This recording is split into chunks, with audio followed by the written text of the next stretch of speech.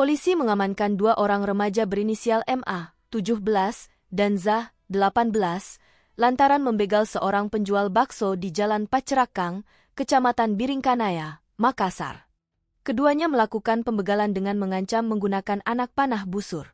Polsek Biringkanaya yang menerima laporan terkait aksi begal dua remaja tersebut langsung melakukan penyelidikan dan pengejaran terhadap kedua pelaku.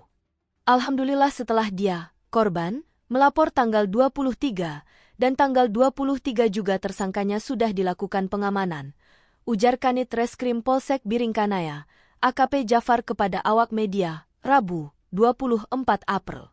Jafar membeberkan bahwa aksi begal kedua remaja tersebut berawal saat kedua pelaku mendatangi korban yang sedang mangkal di depan minimarket di Jalan Pacerakang, lalu kedua pelaku berpura-pura sebagai pembeli dan meminta rokok kepada korban, namun korban tidak memberikan.